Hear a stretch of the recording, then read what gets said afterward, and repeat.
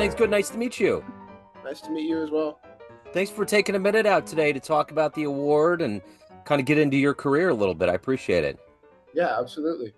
So, before we do that, I want to know first and foremost, 5 years ago with this pandemic, changed everything, affected musicians in a very specific way. How did you get through that pandemic, and how has it influenced the way that you do music and live now? Yeah, it was really interesting. So I actually moved to New York. I started college in 2020 in September. Well, I moved to New York in October 2020.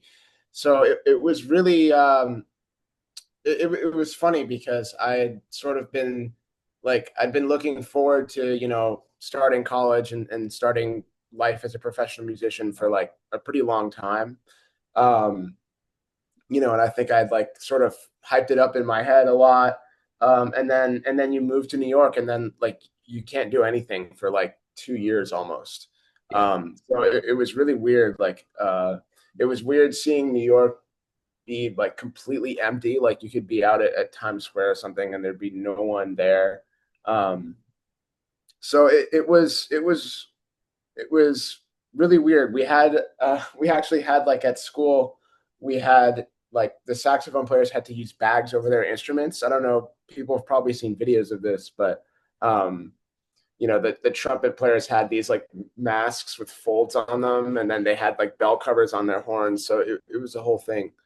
Um, but I think it did sort of allow us, since there was nothing else to really do, um, it allowed us to, I guess, just sort of um, actually be able to like spend maybe more time alone with the instrument, which I think can also be, a good thing in a way. Because I remember when I got to school, I was sort of getting into a lot of like older older music. Like I never really checked out a lot of stride pianists when I was in high school.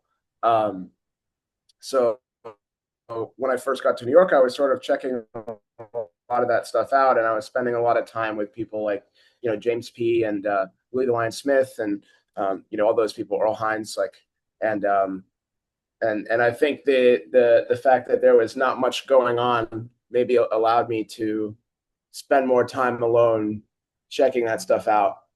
So I think that was something that I got out of it. So, you're originally from Hackensack, correct? I am, yeah. So talk to me about how this journey into music and more specifically jazz, how did it all commence and evolve into this career you have now?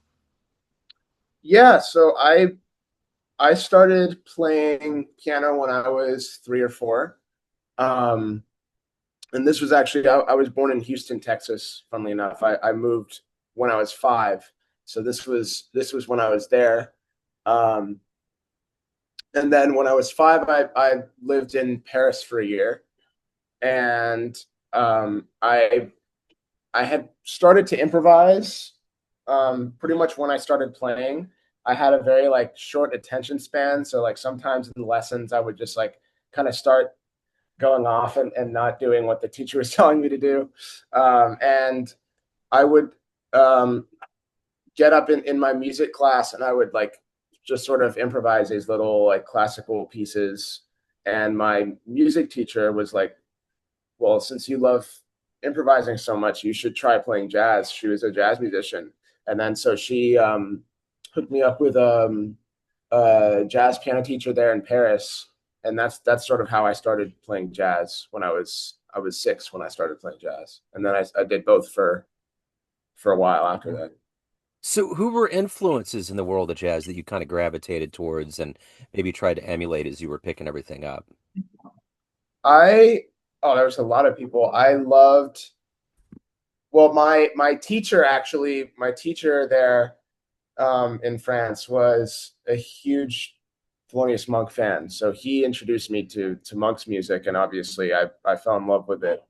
Um, when I was really young, I remember listening to Oscar Peterson and thinking, I have no idea how he can do all that.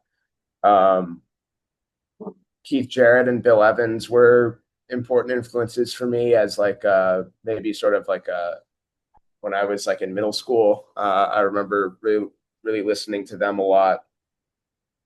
Um, and then I would say a little later, I really dug into like Art Tatum and Bud Powell, and those two I would consider to be like my. I mean, they're everyone's piano heroes, you know, not just mine, but I really, yeah. So let me ask you this. Do you remember the very first live jazz show you saw that absolutely blew your doors down and made you think, I want to be up there doing that one day? First live jazz show that I saw. Um, well, I remember seeing actually Bill Charlap play at NJ Pack. I don't remember how old I was. I must have been 10 or 11 or something like that. And I just remember being struck by the way he made the piano sound that um, really stuck with me. As everyone knows, I mean, the tone that he gets out of the piano, it's beautiful. It's really sort of tender, but it also really projects. And I just remember thinking, I want to make the piano sound like that. You know, I've interviewed Bill a few times and I walk away from it thinking the personality that he has totally matches up with his prowess on the instrument. He is such a cool cat. Yeah, So it just, all of that emanates and makes sense, especially coming from a musician with the tone and with everything. I think it's kind of like with Bill Evans too, just the way that he was able to take that instrument and make it completely unique that no one has ever done before. yeah, yeah, absolutely. Just it's wild. I think that's sort of like the dream for like every musician, you know, Yeah. just to have that. Yeah. So let me ask you this. So you got a big award coming up here in October 2025. It's going to be the Gilmore's inaugural 2026 Larry J. Bell Young Jazz Artist Award. What does this honor mean for you? Oh, it means so much. I was fortunate enough to be um, performing. I performed at the Gilmore about I guess about 2 years ago now, which is wild to think. Feels much shorter than that, but you know it was so welcoming, and everyone there was lovely. The just the whole experience was so great, and there's such a rich history of piano of like classical pianists that have won the award. I believe Yu Wang won the award a while ago. You know, just um, it's just really it's such a great and important lineage of piano to be a part of, and it's really yeah, it's such an honor to be a part of it, and yeah, yeah. So you've clearly been at this for a long time at the Keys. What is it that gets you up every day? What do you love the best about being a professional musician? Oh, I mean, it feels like the more you learn, the more you realize you don't know. I mean, uh, there's so much that I still am working on, and I don't think that that feeling ever changes. I mean, I've talked to, I remember actually talking to like Kenny Barron about this on the jazz cruise a while ago, and he still said he's I think he's in his 80s or late 70s. I think Yeah. he's in his 80s, right? Yeah, and he was talking about how he was like, yeah, I still haven't found it. You know, I'm still looking for for the sound, and and I think that's really something that's beautiful about music is that there's always something to explore. There's always something that you can learn, and there's there's just so much for me to do. There's so much that I haven't done on the piano. There's so much that I haven't listened to, um, and yeah, yeah, it's just as exciting now as it was when I first started. That has to be mind blowing to talk to a legend and have them just kind of confess that they're still trying to figure out where they're going, right? I mean, because every musician's on a journey, and you hope that you have found some level and some footing of your voice. But when you talk to someone that's been around as long as him, who's legendary, that has to just kind of provide a jolt to you. Yeah, well, it's sort of scary in a way. I think um, as well, really just as people, but as you know, as artists, you're expected to sort of be, you know, practicing is maybe framed in a way as like you're sort of trying to reach a certain goal when really there's no real goal. Like you there's no point at which you're going to feel like, okay, I've done enough. Like I'm satisfied with how much I know. Like I know everything. Like that's never going to happen. And I think that can be, I think at first, at least, especially for a young person hearing that, I think it can be scary because you want to feel like you're working towards something concrete. You want to feel like you're gonna at some point feel like you know, you're not still on this sort of journey of exploring and learning.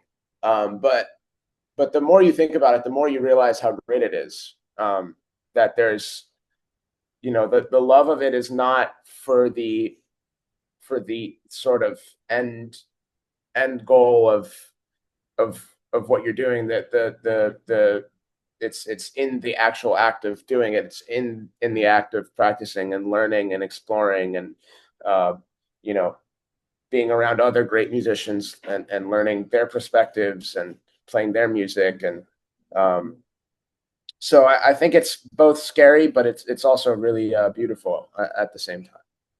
So clearly, moving to New York and pursuing the jazz studies, you have a dream of this career that you're having now.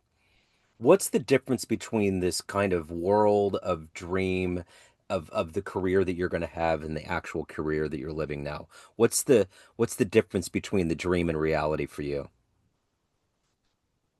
um the difference between the dream and reality, I think, well, you know, of course, as a kid, you're you know, you're told like, oh, how are you going to make money? And you know, you don't really want to hear that, you know, as like a 15-year-old or whatever, wanting to do music in New York. Um, but the reality is, of course, you got to figure out a way to you know, make money doing this. And obviously it's hard, it's very unpredictable, especially if you're working as a sideman. It can sort of feel like, you know, you're just sort of waiting until the phone rings and you have no idea. You might have 1 month where you have a lot of work and you're totally fine money wise, and you might have another month where you don't, and you know, you have to figure out how to you know, pay stuff without, you know, you have to sort of like plan ahead for those months. um, so that's definitely something that I learned. Um, but I think also it just comes with like just maturing as a person. And I think the thing that I was talking about earlier was one of the biggest realizations that I had as a musician, in terms of like you might have um, these sort of goals, like you might want to play with a certain person, or you might want to be able to do a certain thing on the instrument, or uh, something like that. And I think those are great motivators, but ultimately something has to continue to make you want to keep pursuing it. That's a little bit greater than just those goals. You know, you might reach one of those goals and then you still have, you know, you still have to wake up the next day and keep doing it. You know, uh, I remember I was fortunate enough to play with someone who was a hero of mine in like in high school. His name is Ambrose Akinmusri, Yeah. and I was fortunate enough to play with him about like a year and a half ago. And that was something that I felt was like a big goal, you know, growing up. And then, you know, you do it, and then you still have more things to do. You know, you know, like life isn't over after after you reach that, and you have to learn that. So I remember sort of having to come to terms with like, you know, you still need to have these you know, reasons to like keep playing, and the best reason is just for the sake of it, you know, of for doing it itself. So I think that was something that I learned. So coming to New York too, it's kind of the holy ground of jazz with all the clubs that we all know about. What was a stage that you always wanted to play on and you finally did and you were like, man, it's happening?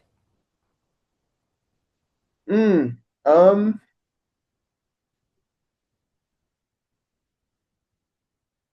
it's maybe that this isn't really. I mean, there was a lot of them that I've been fortunate enough to play at. Um, there's there's it's not really a stage, I guess, but it's I remember recording recently at the Van Gelder studio, Yeah. and that was really cool because I obviously like they have two pianos there. One of them is a newer piano. I think they got it in the 90s, maybe. And that was the one we recorded on. But they also have the original piano there still that all everyone who recorded at that studio. I mean, for those who are listening who don't know the Van Gelder studio, if there's a recording, like a jazz recording from the 50s or 60s that you know of, like chances are it was recorded there. Every single great um, jazz pianist has played on this piano. So I remember playing that piano was that was a crazy experience hearing it because I mean that sound had been ingrained in my head from all these recordings. So yeah. I love that answer. So let me ask you this. Why do you love this art form that we call jazz? Well, it's it's the way that I feel like I grew up being most comfortable expressing myself, I think. Um, I think a lot can be said through music or art in general that maybe can't be said through words. Um, and as a kid, whenever I was like upset at something, my mom would always tell me like she would be like, "Yeah, you never would say it. You would just sit down at the piano and like play something." Um, and yeah, I think that's something that also keeps me. So let me ask you this. Everyone has a perception of you. Family, friends, fans, everyone you play with on the bandstand, but you run the show. What's your perception of you? Who do you think you are? Oh, I don't know. That's a tough question. Um, I don't know how to answer that. Yeah, I don't really know. That's cool. No, you're good. You're good. So talk to me a little bit about performances, shows, anything that's coming up. Anybody wants to get recordings. Where's the best place for people to get queued in to do it? Do you Bandcamp or how does that work for you? Yeah, I don't have any recordings in my name yet. It's something that's in the works. There's some, I'm not sure actually how much I can say. There's some recordings that I'm playing on of other people's that will be coming out soon. Um, but I'm not sure how much I can Yeah, share. I'm not that's sure how fine. much. Yeah. But other than that, yeah, I play around in New York. I travel a good amount. I'll be in India and Japan coming up. Um, other than yeah, I post on my social media whenever I play, so you can check me out there.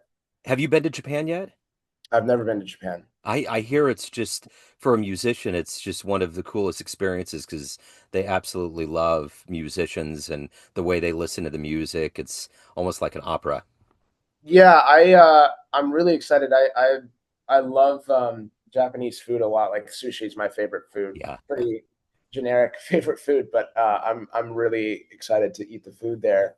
And yeah, I love the listening culture that have like have you heard of these like places where they're like listening rooms where there's Yeah, someone that has like this huge collection of records yeah. that yeah, it's really cool. Yeah, I'm really excited to play there. There's actually a place where I'm at. I'm in Kansas City. It's a suburb, and they have a night in a bar where a dude comes in with the turntable and people just bring in their vinyl. And it's a totally cool thing. It's not jazz specific, but it's that idea. And I've talked to a lot of people that grew up in Japan, and I've wondered what like there's a fascination with jazz that's different there than anywhere else. And they just talked about these listening bars. It's a really big deal to have these places, these communal public gatherings of listening to jazz. And I think that's so cool. It's so old school, but yet it's innovative, Yeah, you know? So yeah. it makes total sense. Well, man, hey, congratulations on the award. Best of luck. Hopefully, we'll catch up down the line. I'm looking forward to recordings that are going to come out, and profile you on the show. So thank you so much, man. Thank you so much. Thanks for having me. Hey Jazz fans, Joe Domino of Neon Jazz here. Proud to let you know about the triumphant return of the Kansas City Blues and Jazz Festival to Legends Field at the home of the KC Monarchs with a stellar lineup. Grammy-winning Stanley Clarke, Carl Denson's Tiny Universe, jazz master Bill Frisell, and KC luminaries Jackie Myers and Brody Buster. Tickets and more for this electrifying two-day event is found at monarchsbaseball.com, then click on special events. This October 3rd and 4th, join us as we bring magic and music back to Kansas City.